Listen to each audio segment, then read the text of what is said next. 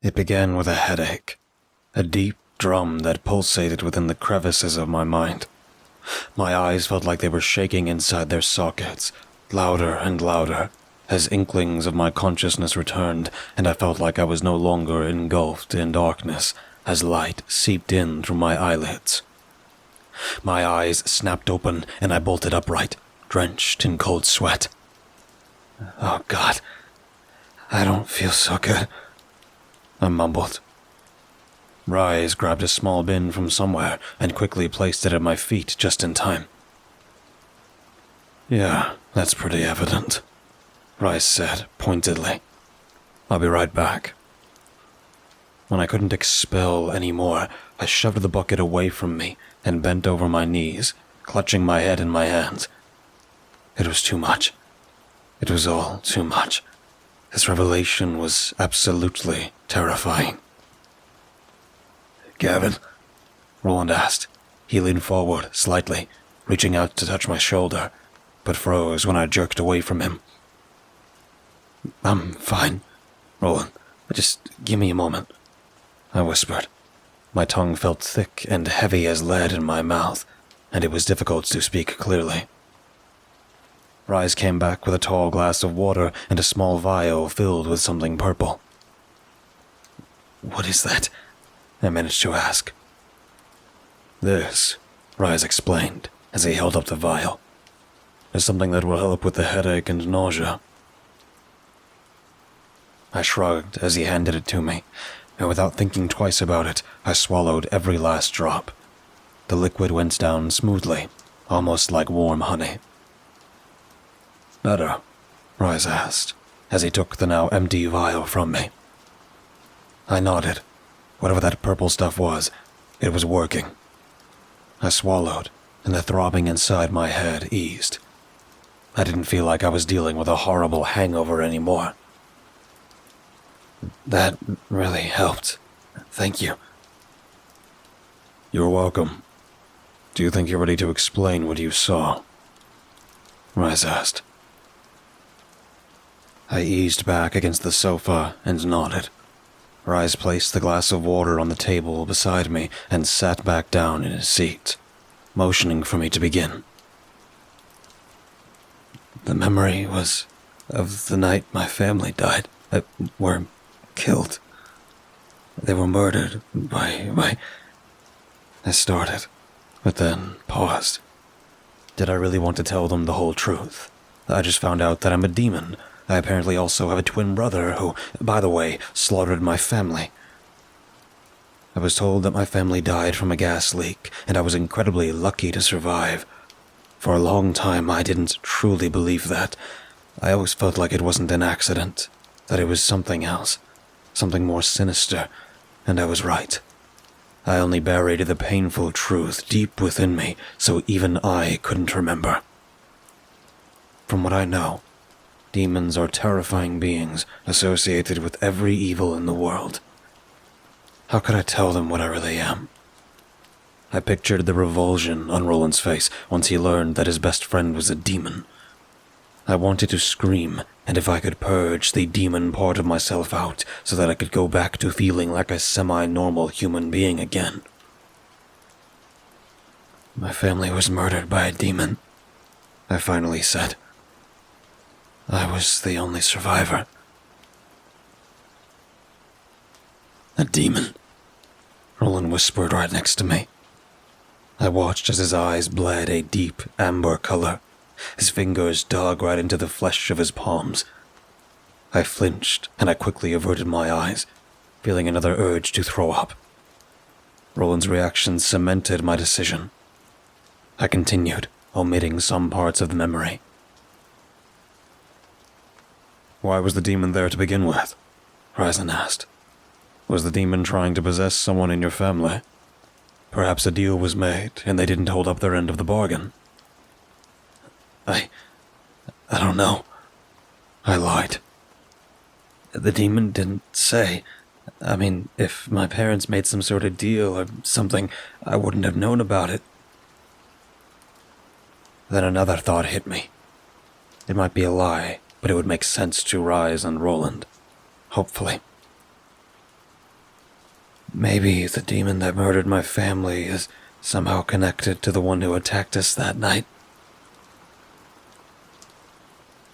Now that I think about it, it kind of makes sense. Roland agreed. That could be a possibility. Now, you told us that you were the only one that survived. Do you have any idea why? Ryzen asked. A voice, I said. I remember hearing a voice, maybe more. I don't know.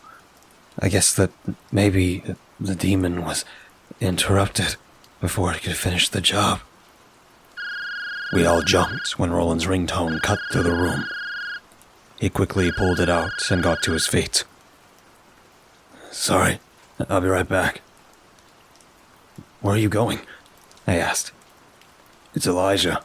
I'll just be right outside the door, he replied before he stepped out into the hallway. Rise turned back to me with a reassuring smile and asked if I was all right. Yeah, I'm fine. I nodded. I'm just exhausted. Thank you for doing all this, Rise. Rise gave me a small smile. I'm glad I was able to help. Was there anything else you can recall from the memory? He then asked. Anything at all? I shook my head. No, that's all I can remember. I'm sorry.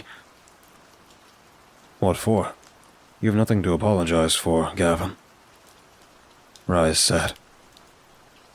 Before I could say anything else, the door opened and Roland quickly walked over to us with a huge smile on his face. Good news, he said. They found them. It's been almost a month since Roland and I went to Seattle with Oliver and Layla to meet with Rise.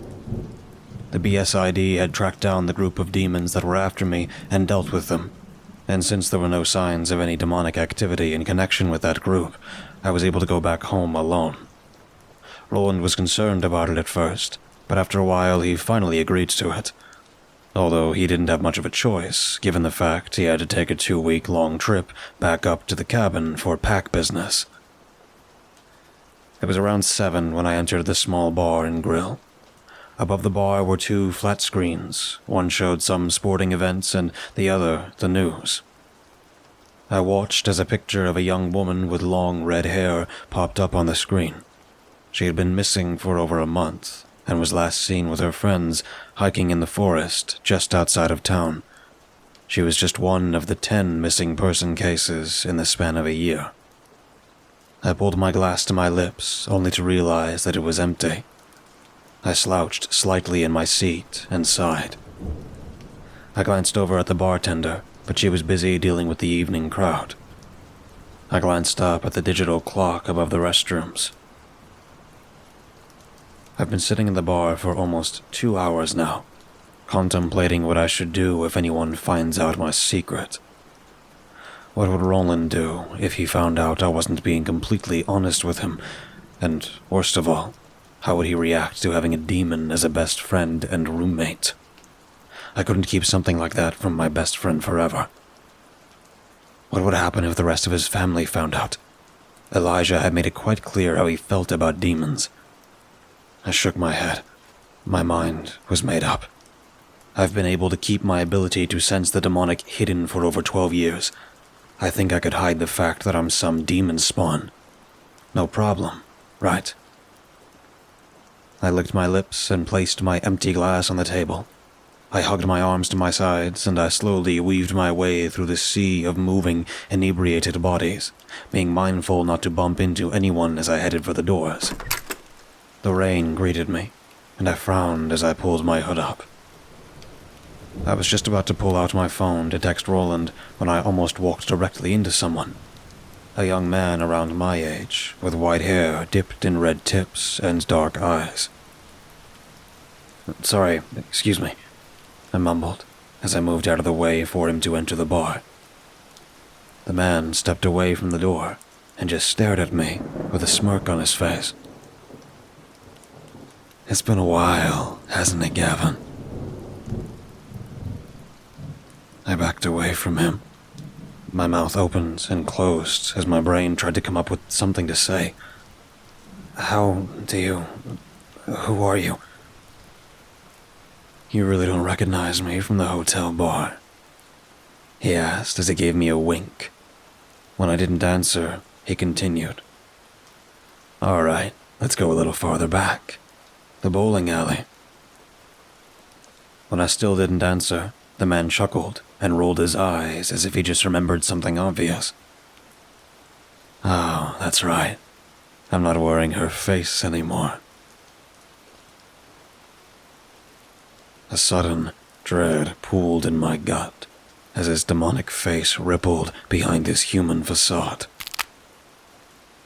Arian, I breathed.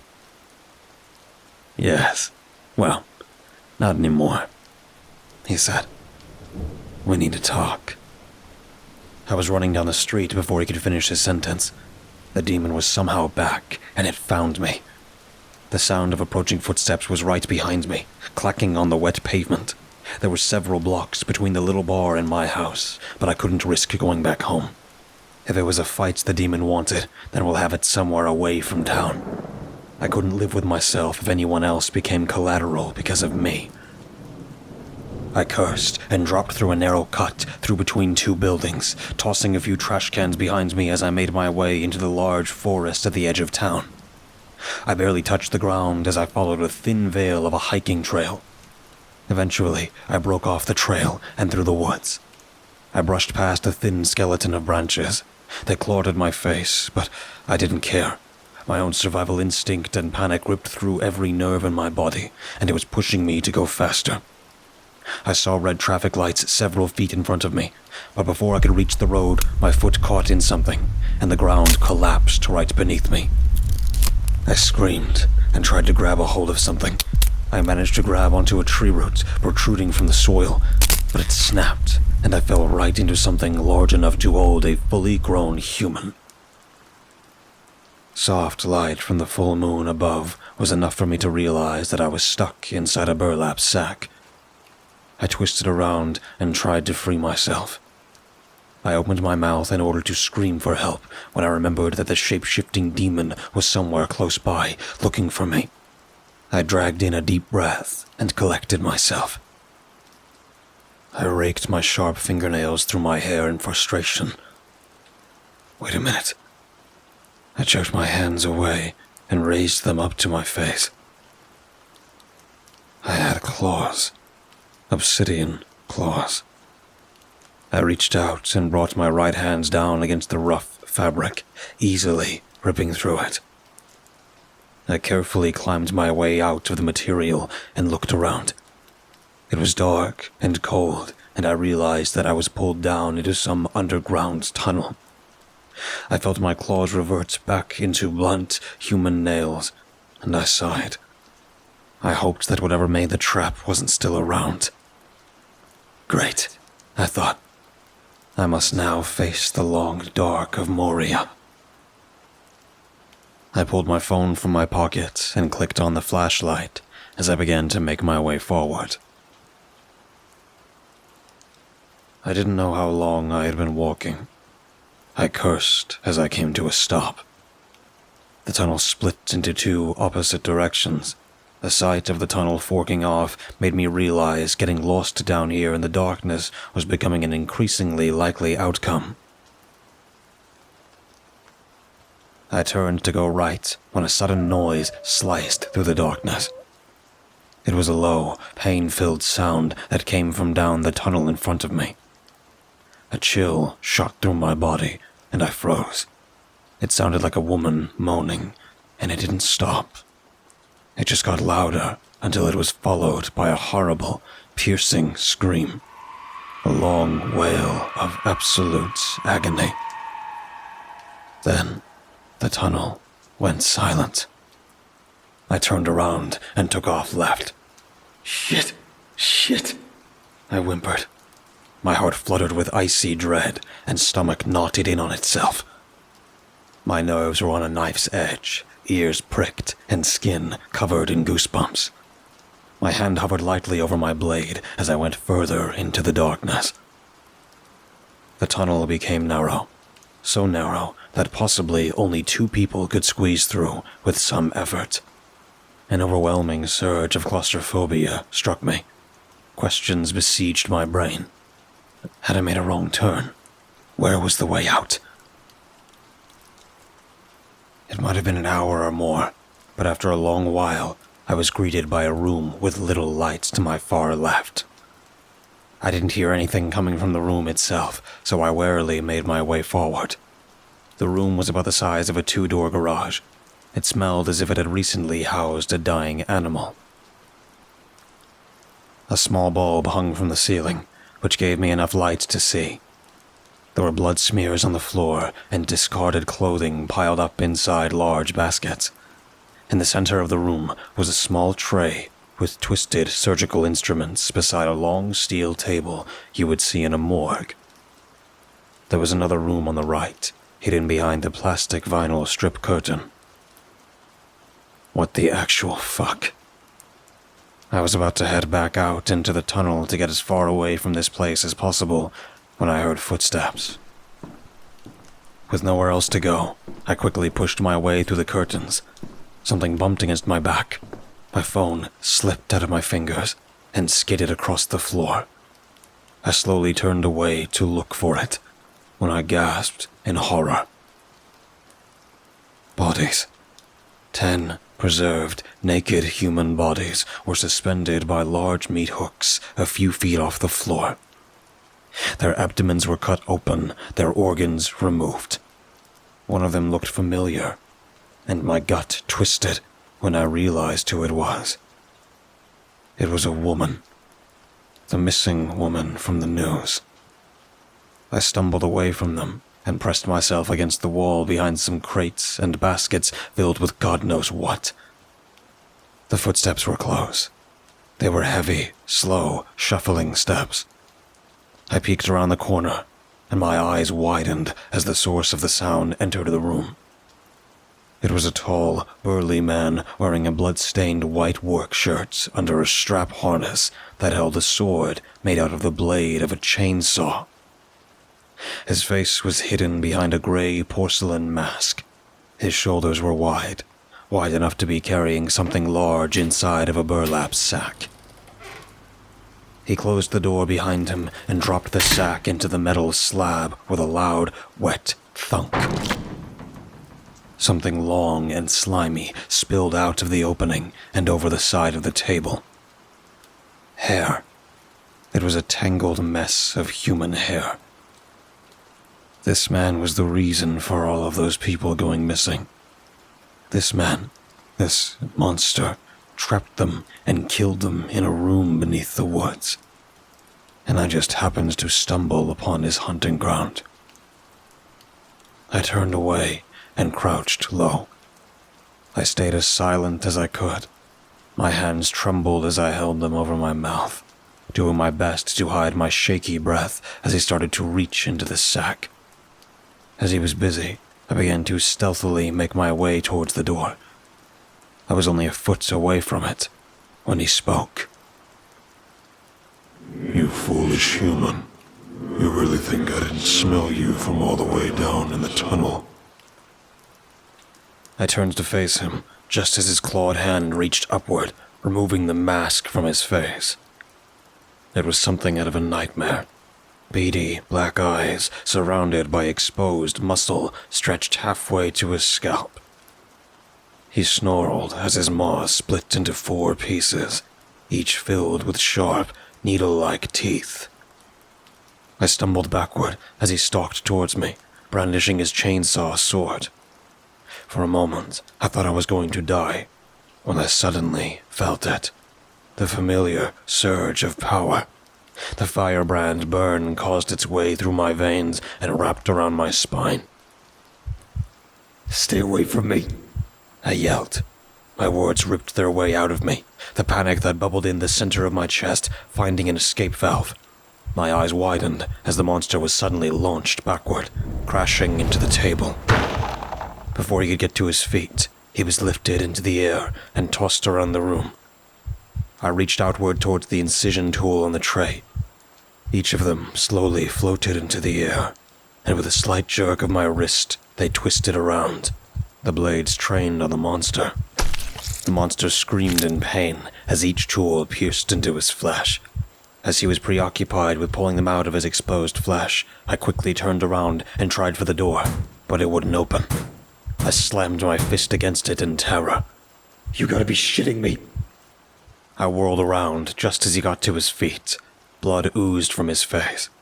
I smiled when I noticed one of them had struck deep into his right eye socket. I tried to pull forth my power again, but to my horror, nothing happened. With a cry of outrage, the monster charged at me, his chainsaw sword held high, but I was already in motion. I rolled the second I hit the ground. His sword swung right where I stood just seconds ago, embedding itself into the door. I reached behind me, pulling the blade from my belt and stabbing it into the monster's thigh with all the force I had. The monster howled. Dark blood drenched his trousers and spilled to the ground. I tried to wrench the blade back, desperate to get another blow in, but I struck deep into his leg, deep into the bone. Before I had the chance to move, an iron hand curled in the collar of my coat and lifted me several feet off the floor like it was nothing, slamming me against the wall right next to the room full of hanging corpses. I groaned as a long, black tongue slithered out of his maw and licked a slimy trail along my forehead to the bottom of my chin. He paused, and for a second, I could have sworn I saw the look of surprise in his eyes. Your eyes. You're not human. What are you? I felt my claws lengthen as I dug my fingers into the monster's beefy arm. The monster growled from the pain, but he didn't loosen his grip on me. With his free hand, he reached for his sword. Before he could wrench it free, a large, gray-clawed arm pierced right through his stomach from behind. The monster roared in pain and released me. I scrambled away as he tried to move, but whatever held him in place was incredibly strong. "You know, I used to wonder about that myself," said a human voice. The monster gave one last cry of pain before the arm released him. He collapsed to the ground with a sickening thud. It was the shape-shifting demon. He was still human, aside from the large, demonic appendage that was his right arm. A bolt of anger shot up from my spine, and I wrenched my dagger loose from the monster's leg, holding it up in front of me. "Stay away from me, asshole!" He held up his blood-stained arm and flexed his fingers, and I watched as it reverted back to normal. "My name is Cal, actually, and I just saved your ass, Gavin. No need for such hostility." "That's bullshit. I know exactly why you're here. You really want to go for round 2? "Oh, come on. You failed to kill me the first time, Gavin," the demon Cal said, as he brought his hands to his neck, right below a light scar. "What makes you think you'll be able to do it this time around?" "This time, I'll make sure I kill you." "I highly doubt you'll even be able to land a good hit on me a second time," he smirked. "Look, I'm not here to fight. I'm here to talk. If it'll make you feel better, we can chat in a public place. I hear that the Love Triangle has the best calzones in town. What do you say?" I kept my blade trained on him as I made my way over to the curtains. "I really have nothing to say to you." "Where are you going?" I ignored him and pushed my way past the curtains. I did my best to avoid glancing up as I bent down and grabbed my phone from the floor, relieved that it wasn't broken. "What an interesting little setup," he commented from behind me, but his voice sounded uninterested. I glared over my shoulder at him. "Of course you'd say something like that. I wouldn't expect anything different since you're both basically the same. Do not compare me to that bottom feeder," he growled. Then, he smiled a toothy smile.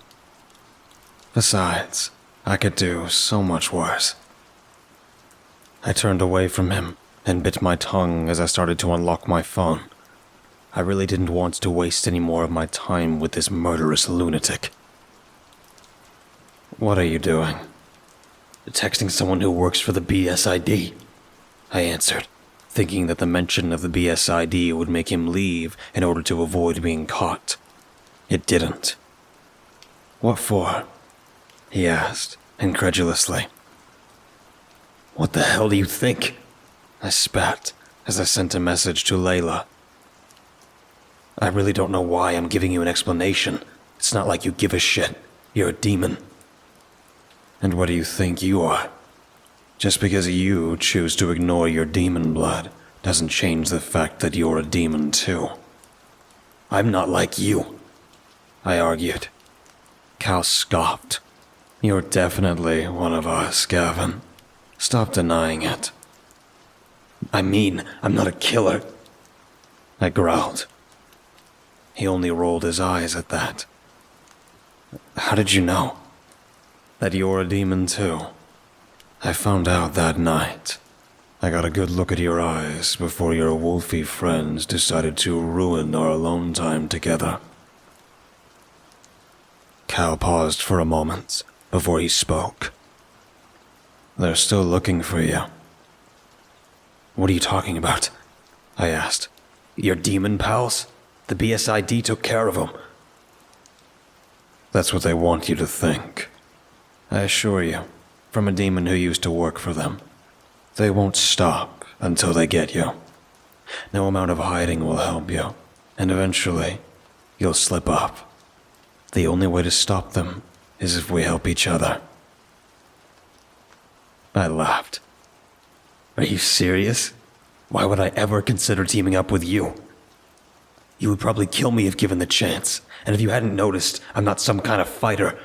Hell, I barely have any control over my powers." "If I really wanted to kill you, I assure you we wouldn't be having this conversation. I used to work for them, but I failed to bring you in. Before they could kill me, I ran. I can help you. I am the only one who can help you. You may not be a fighter now, but you can be. You're a demon, Gavin. You have what it takes to help me bring them down." "What's in it for you?" I asked. He smiled at that. "Revenge. I need time to think," I said, going pale at the very thought of what I was agreeing to. Part of me, the logical side of me, was berating me about how stupid this plan was. It was catastrophically stupid. Like Sam Winchester trusting Ruby stupid. Still, I considered Cal's plan for a few moments. My initial thought was to refuse, to leave and tell Elijah. He would know what to do, right? Maybe I could even tell the BSID about Cal and have them deal with him. But I really was tired of looking over my shoulder, and Cal was right. If these demons were still around, getting rid of Cal wasn't going to fix the problem. They would still come after me. I could slip up. I glanced over at Cal, who was inspecting the chainsaw sword. "Yeah, I'm definitely keeping this," he said with finality. "I have slipped up. So, if this was a chance, even a small one, I should take it." "All right," I said. "I'm in."